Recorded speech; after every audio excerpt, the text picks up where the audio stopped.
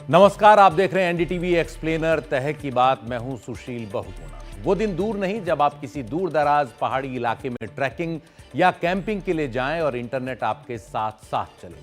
अभी ऐसा नहीं हो पाता। किसी आखिरी कस्बे या गांव के आगे इंटरनेट काम ही नहीं करता। वैसे तो जब आप ट्रैकिंग के लिए जाएं तो बेहतर यह है कि इंटरनेट की इस बला से दूर कुछ शांति और सुकून भरे पल अपने लिए निकालें। फोन और सोशल मीडिया से कुछ समय के लिए कट जाएं ताकि खुद को रिचार्ज कर सकें। लेकिन भागम भाग के इस दौर में कई लोगों के लिए दफ्तर से संपर्क में रहना जरूरी हो सकता है, या कई लोग घर पर बात कर उन्हें तसल्ली देना चाहेंगे कि वो किसी दूर दराज इलाके में ठीक से हैं, या फिर कई ऐसे लोग जो लाइक्स और शेयर्स की लत के कारण सोशल मीडिया छोड़ ही नहीं सकते। तो उन लोगों के लिए जल्द ही स्टारलिंक के सहारे आसमानी इंटरनेट चालू होने जा रहा है। इसके लिए भारत के दो सबसे बड़े टेलीकॉम ऑपरेटरों ने दुनिया के जाने माने उद्योगपति इलॉन मस्क की कंपनी स्पेस एक्स की satellite internet service company Starlink से करार कर लिया है।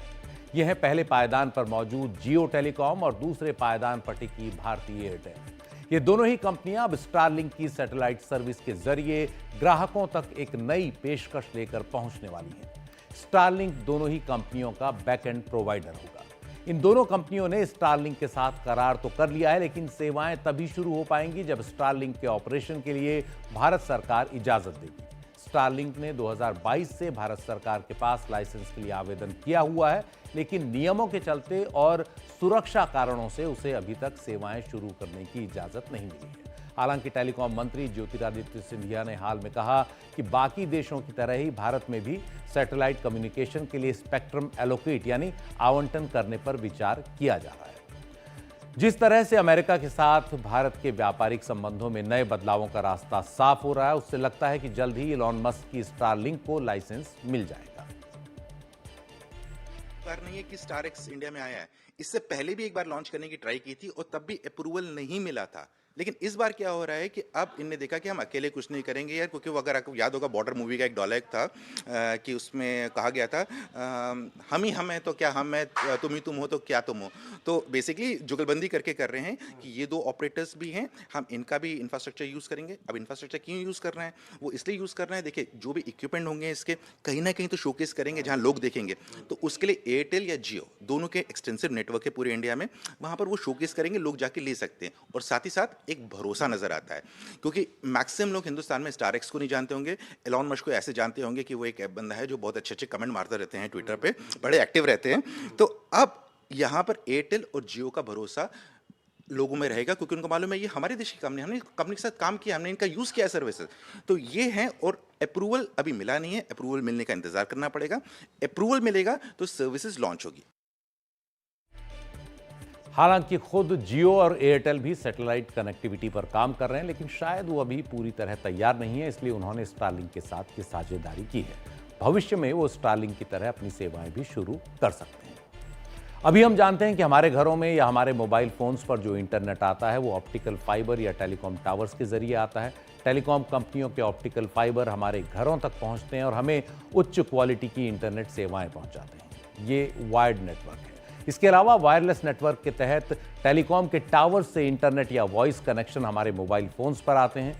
हम जब चलते हैं तो अलग अलग टेलीकॉम टावर्स से कनेक्ट होते जाते हैं, हमारा इंटरनेट कनेक्शन बना रहता है। लेकिन इन तरीकों की कुछ सीमाएं भी हैं, जैसे आप हर जगह ऑप्टिकल फाइबर केबल नहीं बिछा सकते। दूर दराज के पहाड़ी रेगिस्तानी इलाकों में फाइबर केबल बिछाना काफ़ी महंगा पड़ सकता है और कई जगह ऐसा करना संभव भी नहीं होता। इसी तरह हर जगह टेलीकॉम टावर भी नहीं लगाए जा सकते। टेलीकॉम टावर भी एक हद तक ही सिग्नल भेज पाते हैं। रास्ते में कोई पहाड़ आ जाए तो सिग्नल उसे पार नहीं कर पाते। इसी सब का हल है सैटेलाइट इंटरनेट, जिसे हम आसमानी इंटरनेट भी कह सकते हैं। स्टारलिंक की सैटेलाइट इंटरनेट में महारत है। अब सवाल है कि ये सैटेलाइट इंटरनेट काम कैसे करता है।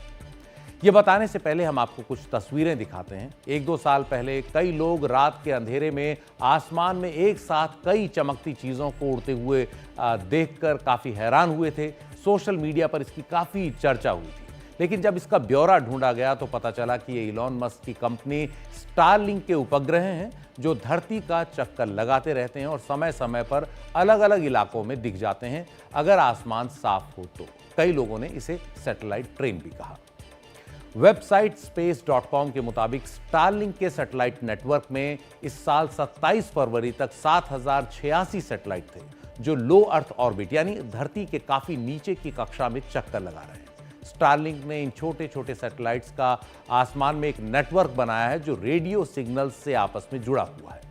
स्टारलिंक की योजना कम से कम 42,000 ऐसे सैटेलाइट्स के नेटवर्क को तैयार करने की है जो पूरी धरती को एक तरह से लो अर्थ ऑर्बिट में घेर लेंगे और एक जबरदस्त इंटरनेट कनेक्टिविटी मुहैया कराएंगे।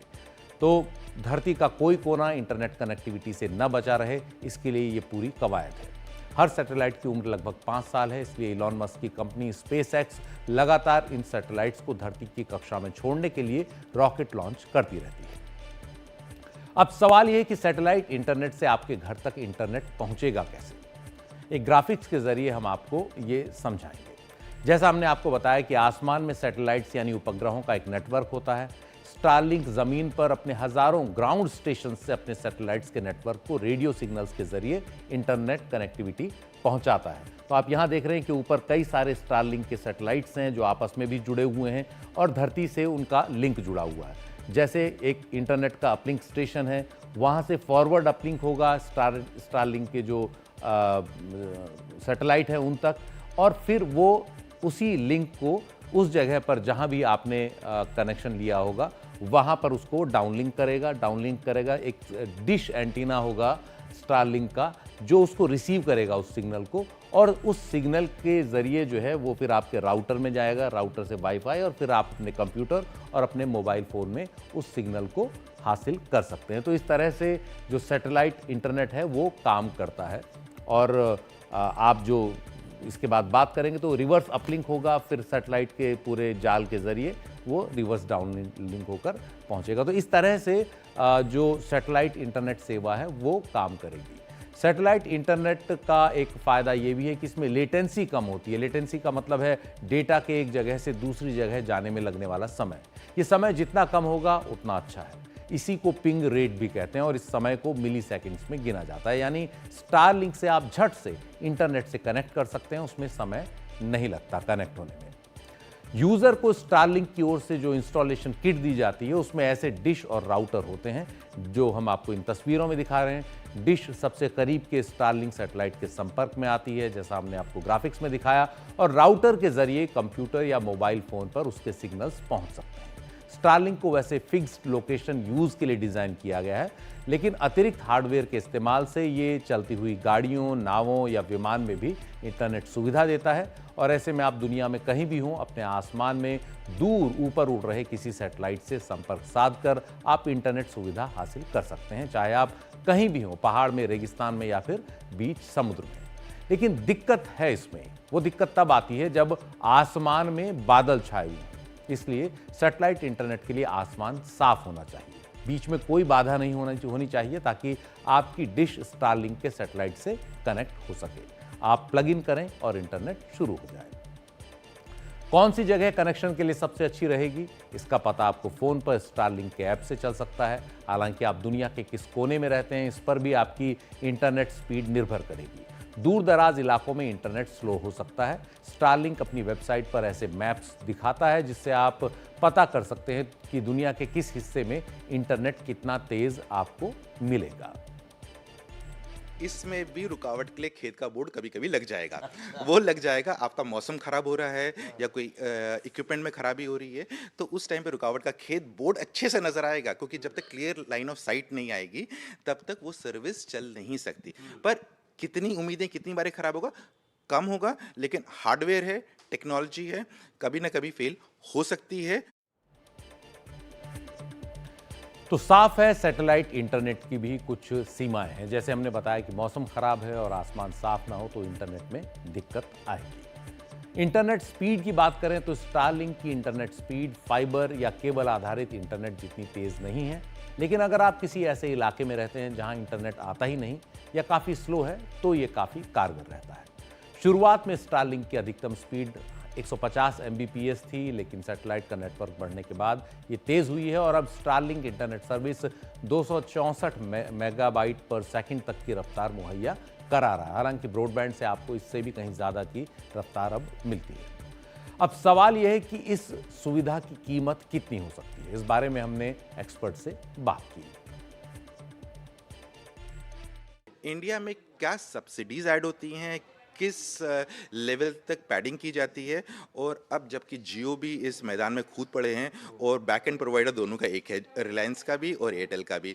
और जियो तो जाना जाता है कि जब भी कोई नई सर्विस लॉन्च करता है प्राइस ऐसे लाता है कि कॉम्पिटिटर्स को थोड़ा सा टेंशन होने लगता है और कंज्यूमर्स की बल्ले बल्ले हो जाती है और कंज्यूमर्स के चेहरे पे थोड़ी एक स्माइल आती है। तो वो देखना है कि ये क्या, एक मुझे ऐसा लगता है कि मे बी जिस दिन ये सर्विसेज जब इनको अप्रूवल मिल जाएगा कुछ टाइम तक फ्री ट्रायल ज़रूर देंगे जियो, और मे बी शायद एयरटेल भी दे दे, ताकि लोग उस सर्विस को समझ सके जैसे इन लोग ने 5G में किया था। अगर कनेक्शन की लागत कम होगी तो भारत में इंटरनेट कनेक्टिविटी और भी ज्यादा बढ़ जाएगी। अभी आलम यह है कि अप्रैल 2024 तक 95% से ज्यादा गांवों तक 3G या 4G मोबाइल कनेक्टिविटी हो चुकी थी। मार्च 2014 में जहां भारत में 25 सब करोड़ 16 लाख लोगों के पास इंटरनेट था, वहीं मार्च 2024 यानी 10 साल के अंदर ये करीब 4 गुना हो गया और 95 करोड़ 44 लाख लोगों के पास इंटरनेट पहुंच गया। चीन के बाद दूसरे स्थान पर सबसे ज्यादा इंटरनेट पेनिट्रेशन यानी इंटरनेट का इस्तेमाल करने वाले लोग भारत में हैं। अब सैटेलाइट इंटरनेट का जमाना है। देखना है कि भारत में इंटरनेट किस तरफ बढ़ता है, कब तक स्टारलिंक को इजाजत मिलती है। स्टारलिंक दुनिया भर में उत्तर अमेरिका, दक्षिण अमेरिका, ऑस्ट्रेलिया और यूरोप के 125 से ज्यादा देशों में कवरेज मुहैया कराता है। भारत के पड़ोसी देश भूटान में भी स्टारलिंक इंटरनेट सेवाएं दे रहा है, सैटेलाइट इंटरनेट सेवाएं। यूक्रेन जो रूस के साथ युद्ध में उलझा हुआ है, वहां अधिकतर इंटरनेट कनेक्टिविटी स्टारलिंक के जरिए ही बनी हुई है। बाकी सब जो पुरानी कनेक्टिविटी थी वो मिसाइल्स के हमले के कारण या बम हमलों के कारण ध्वस्त हो चुकी है। स्टारलिंक के कारण यूक्रेन की सेना रियल टाइम में सूचनाओं का आदान प्रदान कर पा रही है और तभी लड़ भी पा रही है। चीन में अभी स्टारलिंक को इजाजत नहीं मिली है। तो स्टारलिंक से जुड़े कुछ और मुद्दों पर बात करने के लिए हमारे साथ हैं अनिल कुमार, जो टेलीकॉम लाइव के एडिटर इन चीफ हैं। अनिल जी, आपका बहुत बहुत स्वागत है। आपसे मेरा पहला सवाल यह है कि एयरटेल और जियो ने दूर दराज इलाकों में इंटरनेट सुविधाएं पहुंचाने के लिए स्टारलिंक के साथ एक करार किया है। स्टारलिंक इन कंपनियों को अपनी सेवाएं कैसे उपलब्ध कराएगा और उन्हें ये कंपनियां आगे कैसे ग्राहकों तक पहुंचाएंगी, अगर विस्तार में बताएं तो। अभी जो स्टारलिंक का नेटवर्क है पूरे वर्ल्ड में है, करीब 6.5 सैटेलाइट उसके घूम रहे हैं, चारों तरफ नेटवर्क है। जब इंडिया के ऊपर सैटेलाइट आता है तो ये सैटेलाइट स्विच ऑफ हो जाता है। जैसे ही वो लाइसेंस मिलेगा इंडिया से स्टारलिंक को, वो जो कमांड दे रखी है स्विच ऑफ की, स्विच ऑन ही रहेगा इंडिया के ऊपर।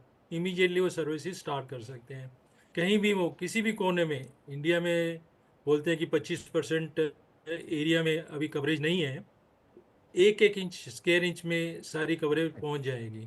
रिमोट एरिया हो, चाहे हिली एरिया हो, समुंदर हो, जहाँ भी कहीं भी ये कनेक्टिविटी नहीं है वहाँ सैटेलाइट के जरिए पहुंच जाएगी। जो करार है जियो और एयरटेल के बीच में, मुझे तो लगता है सिर्फ जो उसको बहुत डीपली अगर स्टडी करेंगे तो सिर्फ जो करार अभी तक हुआ है वो हैंडसेट स्टारलिंक के बेचने का हुआ है कि अपनी वो services outlets, sales outlets provide कर देंगे, वहाँ पे स्टारलिंक अपना इक्विपमेंट रख सकते हैं और एयरटेल और जियो उनकी सर्विसेज को बेचेंगे। पर उसके अलावा मेरे को नहीं लगता कि कुछ और बड़ा एग्रीमेंट है इन दो कंपनियों के बीच में। अभी स्टारलिंक को भारत सरकार से लाइसेंस नहीं मिला है, तो ऐसे में तब तक ये सेवाएं शुरू नहीं होंगी जब तक लाइसेंस नहीं मिल जाता। लेकिन लाइसेंस मिलने के बाद क्या आपको लगता है कि स्टारलिंक इन कंपनियों के बिना भी भारत में इंटरनेट सब्सक्राइबर्स तक सीधे पहुंच सकता है? लाइसेंस मिलने के बाद ही सर्विसेज चालू होंगी। एक नियम है भारत में, और बल्कि हर एक कंट्री में यही नियम है। कुछ कंडीशंस हैं लोकल डाटा सेंटर वगैरह का, इस तरह की कंडीशंस हैं जो अभी मीट आउट नहीं कर पा रहे हैं स्टारलिंक वाले। वो भी उन्होंने शायद एग्री कर लिया है, इस पर जो रिपोर्ट सामने आ रही हैं। फॉर्मेलिटी रह गई है, कुछ टाइम में ही वो लाइसेंस उनको मिल जाएगा। एयरटेल ने भी, जियो ने भी अप्लाई किया है एयरटेल का अपना समझौता है, वन वेब सर्विसेज है उनकी, वो उनके पास करीब 600 सैटेलाइट्स हैं वन वेब में, और इनके पास 6,500 के करीब हैं स्टारलिंक में। जियो के पास अभी बहुत ज़्यादा कुछ है नहीं। सर्विसेज एयरटेल भी इमीडिएटली स्टार्ट कर सकता है जैसे ही लाइसेंस मिले, और स्टारलिंक भी इमीडिएटली स्टार्ट कर सकता है जैसे ही उनको ये लाइसेंस मिलता है। तो अब दूसरा एक और क्वेश्चन था आपका इसके साथ जुड़ा हुआ, क्या कह रहे थे आप? अच्छा, इंडिपेंडेंट सर्विसेज। अगर ये इनका समझौता ना भी होता तो स्टारलिंक अपने आप ही सर्विसेज लॉन्च कर सकता था, उसमें कोई प्रॉब्लम नहीं है। मतलब सिर्फ सेल्स आउटलेट्स में उनको अपना फ्रेंचाइजी बनाने पड़ेंगे इंडिया में, जो उनका हो सकता है टाइम बचाने के लिए उन्होंने ये इनका सर्विसेज यूज़ कर रहे हैं। अदरवाइज कोई उनकी रिक्वायरमेंट नहीं है। लाइसेंस कंडीशंस ही ऐसी हैं कि एक दूसरे को आपस में कनेक्टिविटी देनी पड़ती है। अगर नहीं देंगे तो उसके ऊपर बहुत बड़ा जुर्माना है। तो इसलिए कोई ऐसा नहीं है कि जियो या एयरटेल के ऊपर डिपेंडेंस है एयरटेल की तो स्टारलिंक की। एक सवाल ये भी है कि क्या एयरटेल और जियो भी भविष्य में स्टारलिंक की तरह अपनी सैटेलाइट इंटरनेट सेवाएं शुरू कर सकते हैं? इस दिशा में ये कंपनियां क्या कर रही हैं? जियो प्रिपेयर्ड नहीं है अभी अपनी, काफ़ी टाइम लगता है लॉन्च करके और आपस में कनेक्टिविटी करने के लिए। एयरटेल प्रिपेयर्ड है, उनके पास 650 सैटेलाइट्स हैं ऑलरेडी, और कंपेयर करते हैं अगर स्टारलिंक से, वो उनके पास 6,500 सैटेलाइट्स हैं ऑलरेडी चल रहे हैं आकाश में। तो एयरटेल की सीमा है बहुत लिमिटेड। ऑफ कोर्स इंडिया तो कवर कर ही लेगा, पर जो स्टारलिंक है पूरा वर्ल्ड कवर कर रहा है, बहुत डीपली कवर कर रहा है। तो जो सैटेलाइट सर्विसेज लेते हैं जनरली वो टूरिस्ट होते हैं, बहुत ज़्यादा टूरिस्ट भी इस सर्विसेज को लेंगे।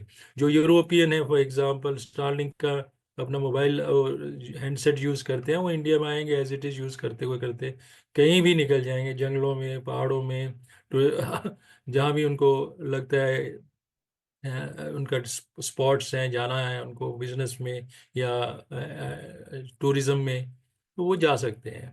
तो बेसिकली कैचमेंट एरिया बढ़ जाता है अगर सैटेलाइट ज़्यादा हो आपके पास। तो स्टारलिंक काफ़ी एडवांटेज पोजीशन में है कंपेयर टू भारती, और जियो के पास तो अभी कुछ है नहीं।